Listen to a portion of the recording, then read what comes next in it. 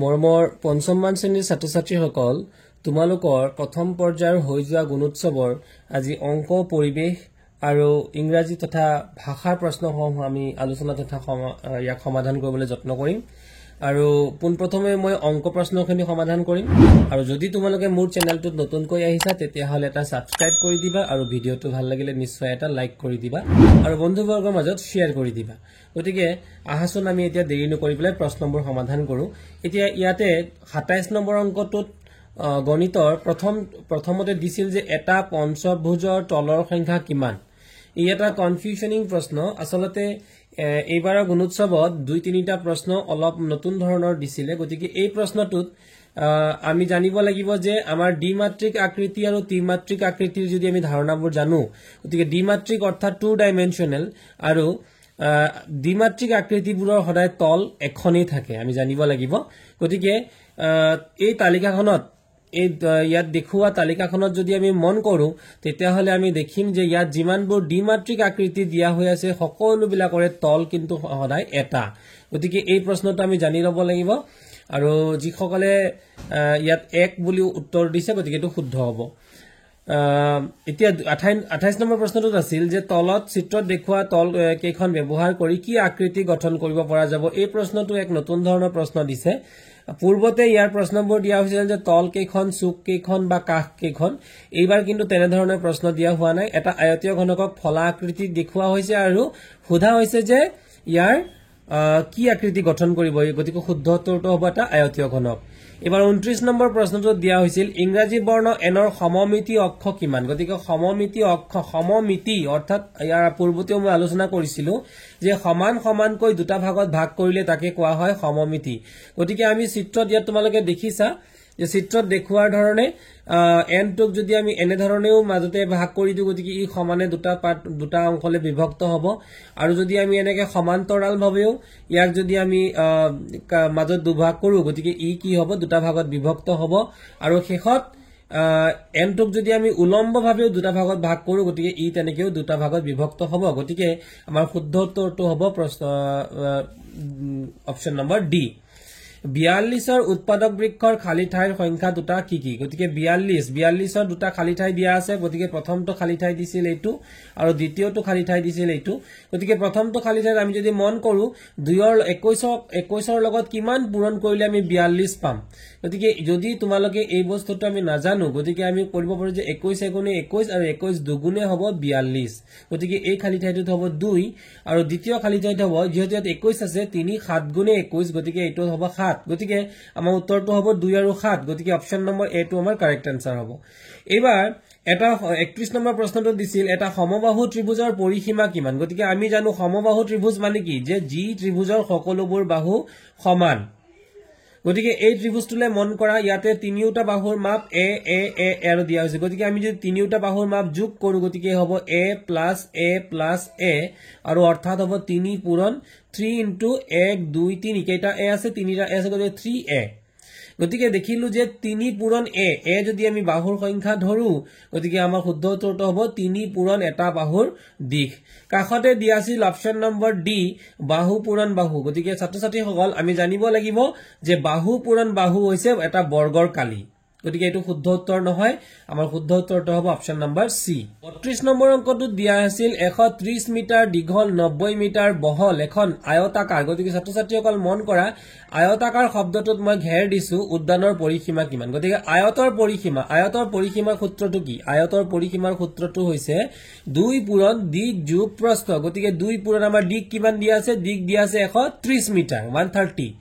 আৰু প্ৰস্থ কিমান দিয়া হৈ আছে প্ৰস্থ দিয়া আছে 90 গতিকে আমি যদি এইবাৰ 2 ৰ ঠাইত 2 বহালো 130 আৰু 90 যদি যোগ কৰি দিও হ'ব 220 এইবাৰ 220 ক যদি 2 ৰে পূৰণ কৰো 2 0 গুণ 0 2 2 গুণ 4 আৰু 2 2 গুণ 4 440 হৈ যাব 440 মিটাৰ যেহেতু আমি ইয়াত পৰিসীমা উলিয়াইছো ইয়াতে আমি হ'ব মিটাৰ এবাৰ 2/1 সমতুল্য ভগ্নাংশ কি গতিকে ছাত্ৰ-ছাত্ৰীসকল ইয়াৰ পূৰ্বতেও মই ভিডিঅ প্ৰস্তুত কৰিছিলো সমতুল্য ভগ্নাংশৰ ওপৰত গতিকে 2/1 সমতুল্য ভগ্নাংশ আমি কিদৰে উলিয়াম 2/1 লিখিছো 2/1 লিখি পেলাই আমি লব আৰু হৰ উভয় পক্ষতে যদি আমি 5 পূৰণ কৰি দিও গতিকে 2 5 গুণ হ'ব 10 এ আমি হৰত কি কৰিছো 5 পূৰণ কৰিছো আৰু লবটো যদি 5 পূৰণ কৰো 1 5 গুণে 5 গতিকে 2 5 গুণে 10 আৰু 5 1 গুণে 5 এয়া হৈ গল আমাৰ 10/5 গতিকে অপচন নম্বৰ বি টো হ'ব আমাৰ শুদ্ধ উত্তৰ এবাৰ তলৰ কোনটো 4 আৰু 6 এৰ সাধাৰণ গুণিতক গতিকে সাধাৰণ গুণিতক অৰ্থাৎ যেহেতু আমি যদি পূৰণ কৰো দুইটাৰে ফল কিন্তু আমাৰ পূৰণ ফল 12 ওলাব লাগিব গতিকে 4 পূৰণ 3 সমান হৈছে 12 আৰু 6 পূৰণ 2 সমান হৈছে 12 গতিকে 4 আৰু 6 উভয়ৰে পূৰণ ফল আমি 12 হিচাপত পালো গতিকে আমাৰ শুদ্ধ উত্তৰটো হ'ব ডি এবাৰ 35 নম্বৰ প্ৰশ্নটো দিছিল যে 1000 ভাগৰ 27 ৰ দশমিক ৰূপটো কি যেহেতু তলত 1000 ত শূন্য কেইটা আছে এটা দুটা তিনটা অৰ্থাৎ আমি লবত কিমান দিয়া হৈছে লব মানে ওপৰত ভগ্নাংশৰ ওপৰৰ সংখ্যাটোক লব বুলি কয় যেহেতু ইয়াত লবতে 27 দিয়া হৈ আছে গতিকে এই 27 সংখ্যাটোৰ মুঠতে আমাৰ তলৰ সংখ্যাটোত যেহেতু তিনটা শূন্য আছে ওপৰত অৰ্থাৎ লবত 3 ঘৰ আগত দশমিক বহিব লাগিব তো ইয়াতে দশমিক কে ইয়াত সংখ্যাই আছে মাত্ৰ অংক আছে মাত্ৰ দুটা 2 আৰু 7 গতিকে আমি অংক 3টা বনাই লব লাগিব অৰ্থাৎ এই 27 ৰ আগত আমি এটা শূন্য দি লব লাগিব তেতিয়া হৈ যাব আমাৰ 3টা অংক অৰ্থাৎ 3 ঘৰ গতিকে 3টা অংকৰ আগত যদি আমি দশমিক দিও শুদ্ধ উত্তৰটো হ'ব বি এবাৰ 36 নম্বৰ অংকটোত আছিল 8.25 টকাৰ ভগ্নাংশ ৰূপ কি 8.25 অৰ্থাৎ ইয়াক যদি ইয়াত তোমালোকে মন কৰা দশমিক কেই ঘৰ আগত আছে দুটা ঘৰ আগত দশমিক দিয়া হৈ আছে গতিকে আমাৰ তলত বহিব 1 লগতে দুটা শূন্য 1 আৰু লগতে দুটা শূন্য অৰ্থাৎ ই হ'ব 100 গতিকে তলত হ'ব 100 আৰু ওপৰত হ'ব দশমিক নাইকিয়া হৈ পেলাই 825 গতিকে আমাৰ শুদ্ধ উত্তৰটো হ'ব অপচন নম্বৰ সি 37 নম্বৰ অংকটো দিছিলে 8496205 নৰ স্থানীয় মান কিমান গতিকে মৰমৰ ছাত্ৰী তোমালোকে গণনা কৰা যদি আমি চাও 9 সংখ্যাটোৰ পিছত কেইটা অংক দিয়া আছে অংক অৰ্থাৎ 6 এটা অংক 2 এটা অংক 0 এটা অংক 5 এটা অংক 3 এটা অংক মুঠতে কেইটা অংক হল 5টা অংক গতিকে 9ৰ পিছত যেহেতু 5টা অংক আছে গতিকে 9ৰ পিছত 5টা শূন্য লগাব লাগিব এই হ'ব 9ৰ স্থানীয় মান গতিকে শুদ্ধ উত্তৰটো হ'ব অপচন নম্বৰ ডি ইয়াৰ পিছতে আছিল 36725 অংকৰে লিখিব পৰা 5টা অংক বিশিষ্ট মন কৰা 5টা অংক বিশিষ্ট আটাইতকৈ ডাঙৰ আৰু সৰু সংখ্যা দুটা পাৰ্থক্য শব্দটো অৰ্থ হৈছে বিয়োগ পাৰ্থক্য মানে হৈছে বিয়োগ বত হৈছে কৰে বি অন্ত্যেষ্টিত কৰে উ গ বিয়োগ এতিয়া আমি এটা কথা জানো যে আটাইতকৈ ডাঙৰ সংখ্যা যদি আমি লিখিব লগিয়া হয় তেতিয়া হলে আমি ডাঙৰ অংকৰে আৰম্ভ কৰিব লাগিব গতিকে ইয়াতে সবতকৈ ডাঙৰ অংকটো হল 7 দ্বিতীয় ডাঙৰ অংকটো হল 6 তৃতীয় ডাঙৰ অংকটো হল 5 চতুৰ্থ ডাঙৰ অংকটো হল 3 আৰু শেষত আছিল শেষৰ অংকটো 2 গতিকে আমি লিখিছো 7 6 5 3 2 তাক আমি বিয়োগ কৰিব লাগিব এবাৰ আটাইতকৈ সৰু সংখ্যাটো আৰম্ভ কৰিব লাগে আৰু সৰু সংখ্যা আমি এটা পাবৰ বাবে আমি এটা সৰু অংকৰে আৰম্ভ কৰিব লাগে আটাইতকৈ সৰু অংকটো 2 তাতকৈ ডাঙৰটো হ'ব 3 তাতকৈ ডাঙৰটো হ'ব 5 তেনেকৈ ক্ৰমশভাৱে যাব আৰু আমি এতিয়া বিয়োগফল অৰ্থাৎ বিয়োগ উলিয়াব লাগে এবাৰ 2 ৰ পৰা 7 আমি বিয়োগ কৰিব নোৱাৰো গতিকে আমি কি কৰিব লাগিব এই আগৰ সংখ্যাটোৰ পৰা অংকটোৰ পৰা 1 এটা আমি ধাৰ লৈ লব লাগিব গতিকে ইয়াৰ পৰা আমি ললো 1 12 12 পৰা 7 গুচি গলে হৈ গল 5 যেহেতু আমি ইয়াৰ পৰা 1 10 লৈ গুচি গলো ইয়াত কিমান থাকি যাব ইয়াত থাকি যাব 2 এইবাৰ আমি পুনৰাই আকৌ ইয়াৰ পৰা 1 10 এটা ধাৰ লৈ আনিব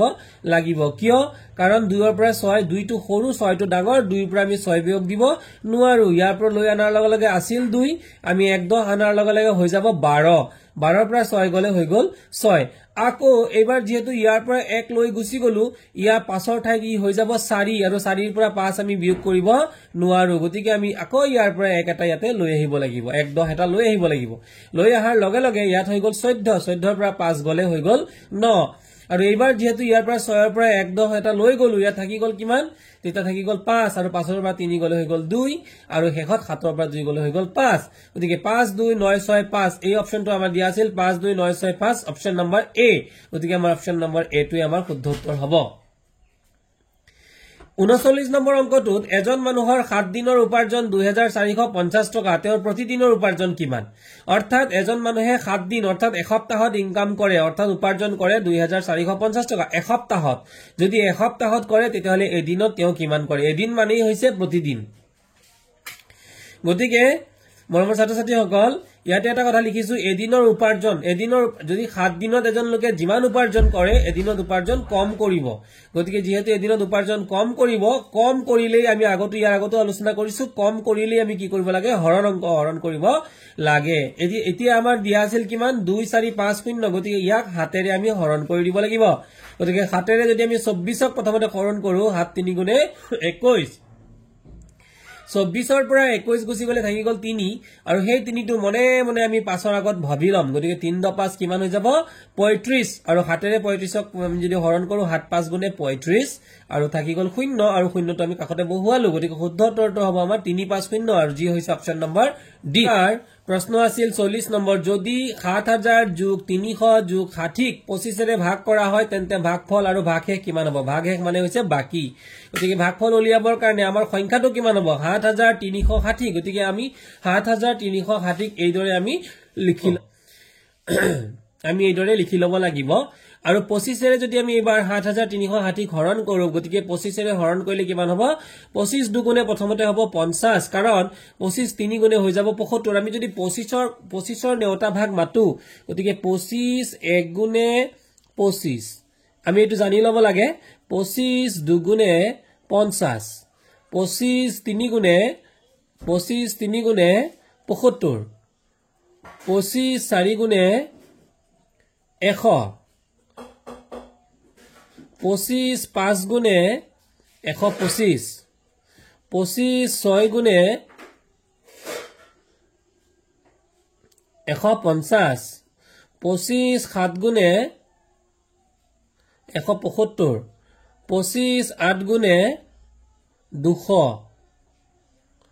আৰু 25 9 গুণে 225 গতিকে ইয়াৰলৈকে আমি এই 25ৰ ভাগ নেউতা আমি প্ৰায় ক্ষেত্ৰতে আমাক লাগে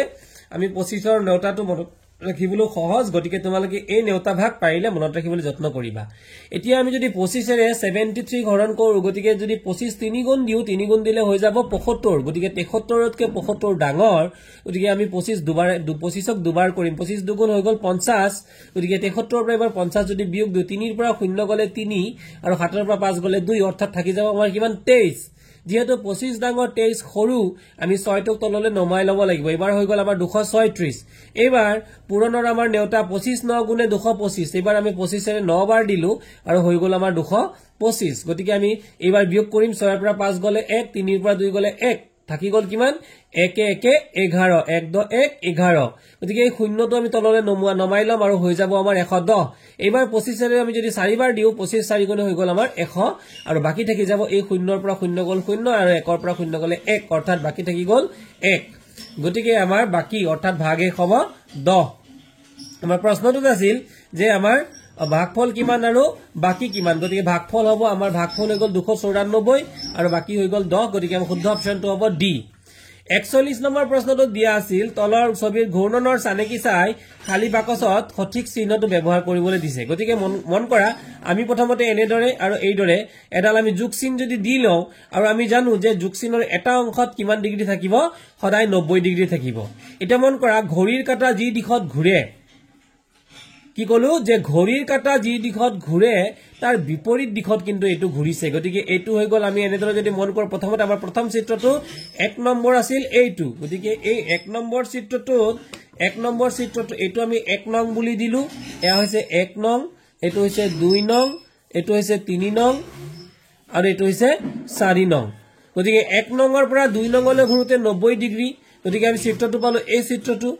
এয়া মন কৰা 2 নম্বৰত এই 2 নম্বৰ পৰা 3 নম্বৰলৈ যাওঁতে আমি এইটো চিত্ৰ আমাৰ আহি গল এটো হৈছে 90 ডিগ্ৰী আৰু 3 নম্বৰ পৰা 4 নম্বৰ চিত্ৰটো হ'ব এটো গতিকে আমাৰ শুদ্ধ অপচনটো হ'ব অপচন নম্বৰ সি তলৰ কোনটো চিত্ৰই 4 ভাগৰ 3 অংশ বুজাইছে গতিকে আমি দেখিলে গম পাও যে এটো টোটাল মুঠতে 4টা ভাগ কৰা হৈছিল 4টা ভাগৰে এটা ভাগত ৰং কৰা নাই 3টা ভাগত ৰং কৰিছে গতিকে শুদ্ধ অপচনটো হ'ব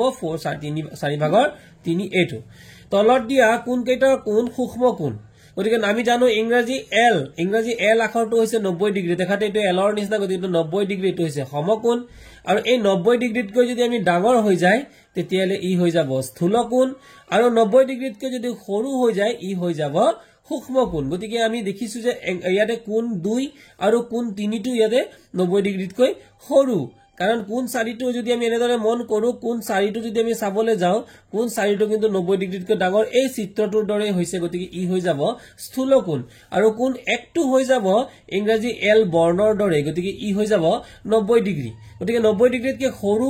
90 ডিগ্ৰীতকৈ সৰুহে আমাক লাগে গতিকে কোণ 2 আৰু কোণ 3 সৰু গতিকে আমি এই সি নম্বৰ আমাৰ অপচনটো হ'ব শুদ্ধ উত্তৰ এইবাৰ আহি গলো আমি 44 নম্বৰ প্ৰশ্নটো 44 নম্বৰ প্ৰশ্নটো দি আছিল ইংৰাজী এইচ আখৰটোৰ কিমানটা সমকোণ আছে সমকোণ মানে হৈছে ইংৰাজী এল বৰ্ণটোৰ দৰে গতিকে এইটো হৈছে 90 ডিগ্ৰী এইটো হৈছে 90 ডিগ্ৰী বিপৰীত দিশত এইটো হৈছে 90 ডিগ্ৰী আৰু এইটো হৈছে 90 ডিগ্ৰী গতিকে এটা 90 ডিগ্ৰী কেইটা আছে 4টা গতিকে শুদ্ধ অপচনটো হ'ব 4 ইয়াৰ পিছতে আমাৰ প্ৰশ্ন দিছিল পৰিবেশৰ পৰিস্থিতিতন্ত্ৰৰ অজৈবিক উপাদানৰ গোটটো বাছি উলিওৱা গতিকে অজৈবিক উপাদান হ'ব আমি জানো যে বায়ু পানী মাটি সূৰ্যৰ পোহৰ এইবোৰ হৈছে অজৈবিক উপাদান গতিকে অপচন নম্বৰ এ টোৱে আমাৰ শুদ্ধ উত্তৰ হ'ব আৰু বাকি থকা অপচনবোৰ অজৈবিক নহয় জৈবিক যিকোনো জীয়াই থকা বস্তু যিয়ে পোৱালি দিয়ে যি উশাহ নিশাহ লয় তেনেবোৰ জীৱ সদায় মানে জৈবিক উপাদানৰ অন্তৰ্গত এবাৰ তাৰ পিছৰ প্ৰশ্নটো আছিল 46 নম্বৰ অসমৰ কোন ঠাইত আদিম মানুহে ব্যৱহাৰ কৰা শিলৰ সজুলি পোৱা গৈছে আমি পৰিবেশত পাইছিলো যে ডিমা হাছাওৰ দাউজালি হাডিং এইটো এটা ইম্পৰ্টেন্ট কোৱেশ্চন দাউজালি হাডিঙত আমাৰ শিলৰে নিৰ্মিত সজুলি পোৱা গৈছে এবাৰ আহি গল 47 নম্বৰ প্ৰশ্নটো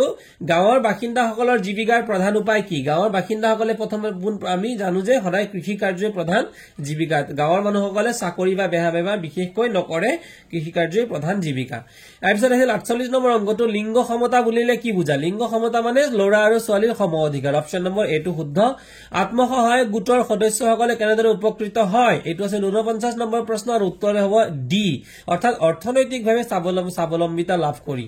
তাৰপিছত 50 নম্বৰ প্ৰশ্নটো আছিল খাদ্যৰ কোনটো উপাদান বেছিকৈ খালে শৰীৰত মেদবহুলতাই দেখা দিব মেদ অৰ্থাৎ চৰ্বি গতিকে চৰ্বি হ'ব অপচন নম্বৰ সি এবাৰ 51 নম্বৰত এটা প্ৰশ্ন দিছিল এটা গাড়ীয়ে লেতেৰা সামগ্ৰীসমূহ পানীত পেলাইছে কিছুমানে কাপোৰ কানি ইত্যাদি লেতেৰা কৰিবলৈ পানীত ধুইছে কল কাৰখানাৰ পৰা ওলাই অহা লেতেৰা আৱৰ্জনাসমূহ পানীত পৰিছে এয়া হৈছে চিত্ৰ গতিকে আমি এটা ক্ষেত্ৰত দেখিব পাৰো যে কল কাৰখানাৰ পৰা ধোঁৱা ওলাইছে গতিকে ইউ আমাক ক'ব পাৰো যে এক প্ৰকাৰে বায়ু প্ৰদূষণ কিন্তু এইটো বায়ু প্ৰদূষণ অপচনটো শুদ্ধ নহয় পেলাই ইয়াতে আমাৰ শুদ্ধ হ'ব পানী প্ৰদূষণ কাৰণ ইয়াত বিশেষকৈ দেখুওৱা হৈছে পানী প্ৰদূষণৰ কেইবাটাও পৰিঘটনা গতিকে এই পৰিঘটনাৰ পৰা আমি ক'ব পাৰো যে ওপৰৰ চিত্ৰটোৱে পানী প্ৰদূষণ দেখুৱাইছে আৰু ইয়াত আমাৰ কনফিউজন এটা কৰিবৰ কাৰণে এটা বায়ুৰ কিছু চিত্ৰ দেখুওৱা হৈছে যে এই কল কাৰখানাৰ পৰা ওলোৱা ধোঁৱাবোৰে বায়ু প্ৰদূষণৰ সৃষ্টি কৰিছে কিন্তু আমি যেহেতু ইয়াতে কেইবাটাও আমি ইয়াতে পৰিঘটনা পাইছো যত নেকি ট্ৰাকৰ পৰা লেতেৰা পানীত লেতেৰা সামগ্ৰীসমূহ পেলাই দিয়া হৈছে অলাগতিয়াল জাবৰসমূহ আৱৰ্জনাসমূহ ল'ৰাজনে ইয়াত পেলাইছে পানীত আৰু এই ফেক্টৰীৰ পৰা অহা বিষাক্ত পদাৰ্থবোৰ পানীত পৰিছে গতিকে এই সকলোবোৰে হৈছে পানী প্ৰদূষণৰ উদাহৰণ এতিয়া তাৰ পিছৰ প্ৰশ্নটো আছিল বানপানীৰ পৰা প্ৰতিকাৰ পাবলৈ তলৰ কোনটো ব্যৱস্থা উপযুক্ত হ'ব উপযুক্ত প্ৰতিকাৰটো হ'ব এ জলাশয় পুতি অপৰিকল্পিতভাৱে ঘৰ সজা বন্ধ কৰিব লাগিব তাৰ পিছত আছিল 53 নম্বৰ প্ৰশ্নটো 53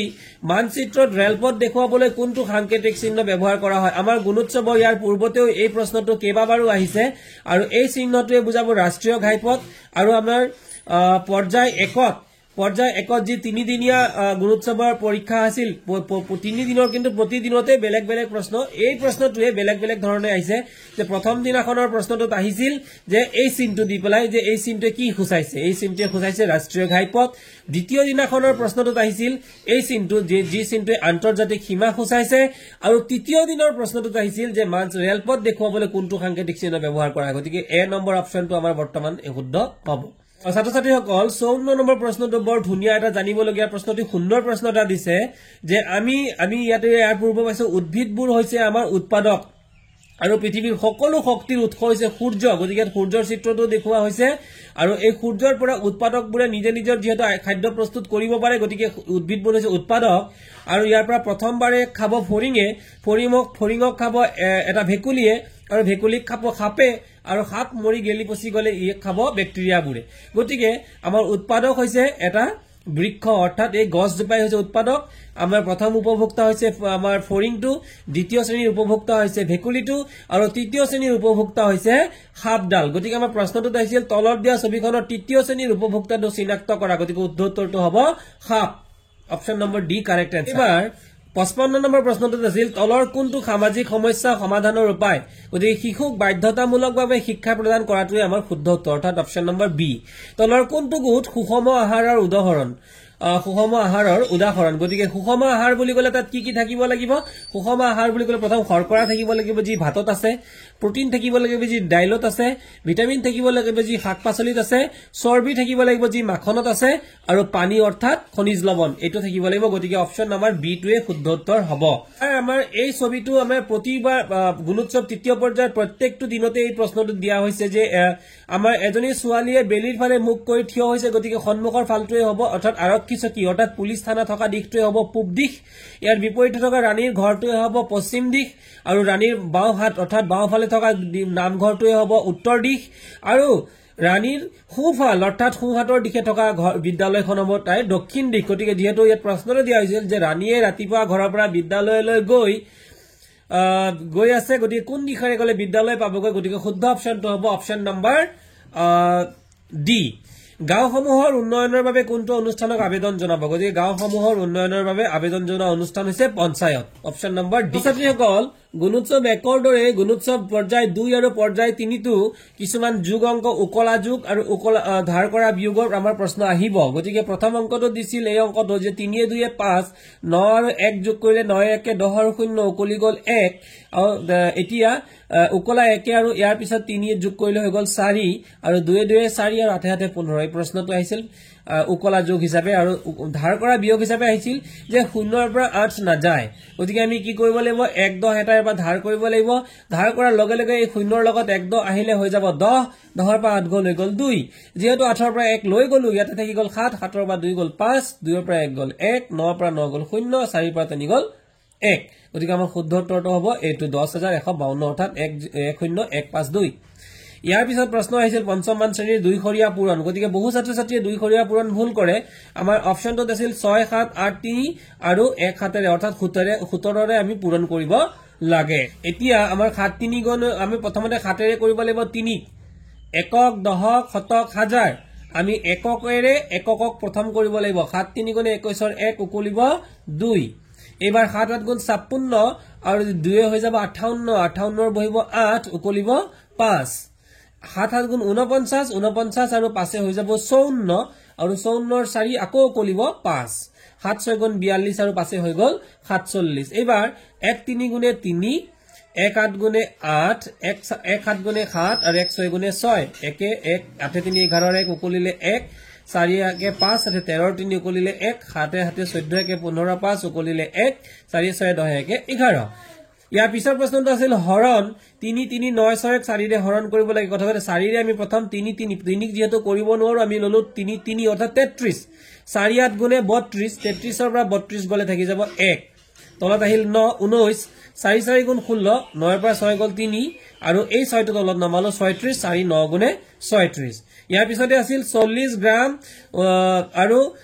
40 গ্ৰাম আৰু 30 মিলিগ্ৰামক গ্ৰামত প্ৰকাশ কৰিব লাগে গল আমি যেহেতু এটা কথা জানো যে গ্ৰাম গ্ৰামতকৈ সৰু হৈছে ডেচিগ্ৰামতকৈ সৰু হৈছে সেন্টিগ্ৰাম আৰু সেন্টিগ্ৰামতকৈ সৰু হৈছে মিলিগ্ৰাম গতিকে গ্ৰামৰ পৰা ডেচিগ্ৰামলৈ এটা ধাপ এটা ষ্টেপ ডেচিগ্ৰামৰ পৰা সেন্টিগ্ৰামলৈ আৰু এটা ষ্টেপ 2 নম্বৰ ষ্টেপ আৰু সেন্টিগ্ৰামৰ পৰা মিলিগ্ৰামলৈ 3 নম্বৰ ষ্টেপ গতিকে মুঠতে ষ্টেপ হল 3টা 1 2 3 গতিকে 0 আমাৰ প্ৰয়োজন হ'ব 1 2 3টা গতিকে 1ৰ লগত 3টা সংখ্যাৰে আমি কি কৰিব লাগিব যেহেতু আমাৰ গ্ৰাম ডাঙৰ আৰু আমাৰ মিলিগ্ৰাম সৰু গতিকে মিলিগ্ৰামক গ্ৰামত প্ৰকাশ কৰিব দিছে গতিকে সৰুৰ পৰা ডাঙৰলৈ আমাক আনিবলৈ দিছে গতিকে আমি জানো যে সৰুৰ পৰা ডাঙৰ এককলৈ নিলে আমি কৰিব লাগে হৰণ গতিকে আমি কি কৰিম যেহেতু আমাৰ 3টা শূন্য হল 3টা ষ্টেপৰ বাবে 3টা শূন্য হল 1ৰ লগত 3টা শূন্য যুক্ত কৰিলে হল 1000 শূন্য যুক্ত কৰিলে হ'ব 1000 আৰু 1000 ৰে যদি আমি 30ক হৰণ দিও যেহেতু ইয়াত শূন্য আছে 3টা গতিকে 3 ঘৰ আগত দশমিক হ'ব গতিকে ইয়াত হৈ যাব আমাৰ 0 3 আৰু আগত এটা শূন্য দি লব লাগিব আমি গতিকে তাৰ আগত আমি দশমিক দিম গতিকে আমাৰ হৈ যাব কিমান শূন্য দশমিকৰ পিছত 0 3 আৰু 3 পিছত শূন্যটো কোনো অৰ্থ নাই গতিকে দশমিক 0 3 গ্ৰাম এতিয়া 40 গ্ৰামৰ লগত যদি আমি দশমিক 0 3 গ্ৰাম যোগ কৰো উত্তৰটো হ'ব 40.03 গ্ৰাম 2 নং দফাত এটা প্ৰশ্ন আহিছিল which of the following is a similar in meaning to the word delighted গতিকে ডিলাইটেড শব্দটোৰ অৰ্থ হ'ব হ্যাপি অৰ্থাৎ আনন্দিত হোৱা which of the following is an adverb in the given sentence তলৰ বাক্যটো আছিল ইয়াৰ পিছৰ প্ৰশ্নটো দিছিল এতে এডভার্বটো উলিয়াব দিছিল গতিকে which of the following is an adverb in the given sentence it is one of the widely visited heritage site গতিকে widely শব্দটোই হ'ব adverb ফানং একত এটা প্ৰশ্ন দিছিল যে 19 নম্বৰ প্ৰশ্নটো দিছিল which of the following is similar in meaning to the word famous গতিকে famous শব্দটোৰ অৰ্থ হ'ব popular ভাষাৰ ক্ষেত্ৰত এটা আমাৰ 3 নম্বৰ দফাটো দিছিল লিচু আৰু এই লিচুৰ ক্ষেত্ৰত তলত দিয়া হৈছিল যে তলৰ কোনটো বাক্যত ক্ৰিয়াপদ ব্যৱহাৰ কৰা হৈছে গতিকে ক্ৰিয়াপদ ব্যৱহাৰৰ বাবে ইয়াত কেইবাটাও বাক্য দিছে শুদ্ধটো অপচন হ'ব স্বাস্থ্য ভালে ৰাখিবলৈ ফলমূল খাব লাগে এটো খোৱা এটা কাৰ্য গতিকে খোৱাটা যেহেতু কাৰ্য অৰ্থাৎ ক্ৰিয়াপদ মানে হৈছে যেটো কোনো কাম কৰা বুজায় গতিকে শুদ্ধ অপচনটো হ'ব স্বাস্থ্য ভালে ৰাখিবলৈ ফলমূল খাব লাগে কোন ঠাইৰ লিচু বৰ সোৱাদযুক্ত এই প্যাৰাগ্ৰাফটোৰ পৰা প্ৰশ্ন আহিছিল শুদ্ধটো হ'ব তেজপুৰ তাৰ পিছত আহিছিল হাড়ৰ গঠন সবল কৰিবলৈ কোনবিধ উপাদানে সহায় কৰে উত্তৰটো হ'ব ক্যালসিয়াম মধুমেহ থকাৰ লোকসকলে কিয় মিঠা লিচু খাব নালাগে উত্তৰটো হ'ব মিঠা লিচুত যথেষ্ট পৰিমাণে শৰ্কৰা থকাৰ বাবে শিশু আৰু মাতৃসকলে কিয় লিচু খাব লাগে উত্তৰটো হ'ব ই তেজত হিমোগ্লোবিনৰ পৰিমাণ বৃদ্ধি কৰে দফা 2 যে তলৰ কোনটো বাক্যত ক্ৰিয়াপদ ব্যৱহাৰ হৈছে গতিকে শুদ্ধ অপচনটো হ'ব এ আমি দুয়ো একেলগে দৌৰো ক্ৰিয়াপদ মানে হৈছে যি পদে কোনো কাম কৰা বা হোৱা বুজায় তাৰপিছত 9 নম্বৰ প্ৰশ্নটো আছিল তলৰ কোনটো উল্লেখিত শব্দটো সমাৰ্থক শব্দ মানে যিয়ে নেকি একে অৰ্থ বুজায় গতিকে উল্লেখিত শব্দটো সমাৰ্থক শব্দ হ'ব উৎসাহিত এটো হ'ব আনন্দিত প্ৰশ্নটো আছিল দৌৰ প্ৰতিযোগিতাৰ বাবে কোনে সংকেত দিছিল অপচন হ'ব ডি বিপ্লৱে চতুৰ্থ শ্ৰেণীৰ ছাত্ৰগৰাকীৰ নাম কি উত্তৰ হ'ব প্ৰজ্ঞান সপোনতৰ মনবোৰ কিয় আনন্দিত আছিল অপচন হ'ব বিদ্যালয় খেল সপ্তাহ আৰম্ভ হোৱাৰ বাবে কুমৰা নদীৰ পাৰত থকা গাঁওখনৰ নাম কি উত্তৰ হ'ব মালিপাৰা বৰ্ষাহতৰ গাঁওখনৰ সিটোমূৰত কি আছে সিটোমূৰত আছে এখন বৃহৎ হাবি তাৰপিছত বহাগ মাহত মগুৰিয়া ৰায়পুৰ ৰতনপুৰ আদি গাঁৱৰ বহু লোক বৰ্ষাহতৰ গাঁৱলৈ কিয় যায় কেতেকী ফুলৰ বাগিচা চাবৰ বাবে কোনটো দিন শব্দৰ সমাৰ্থক অৰ্থ হৈছে একে শব্দ বুজোৱা আৰু অৰ্থটো হ'ব দিবস যাক কোৱা হয় সিনয়মছ ইংৰাজীত আৰু মানুহে তাত মাছ ধৰে এই বাক্যটো থকা ক্ৰিয়াপদ কোনটো গতিকে মাছ ধৰে মাছ মাৰে মাৰা শব্দটো হ'ব এটা কাৰ্য গতিকে উত্তৰটো হ'ব আমাৰ ডি অপচন নম্বৰ এ গতিকে মৰমৰ ছাত্ৰ ছাত্ৰীসকল তোমালোকে যদি ভিডিওটোৰ পৰা উপকৃত হৈছা তোমালোকে এনে ধৰণৰ ভিডিওবোৰ পাই থাকিবৰ বাবে নটিফিকেশন বেলটো অল কৰি দিবা আৰু বন্ধুবোৰৰ লগত ভিডিওবোৰ শেয়াৰ কৰি দিবা থ্যাংক ইউ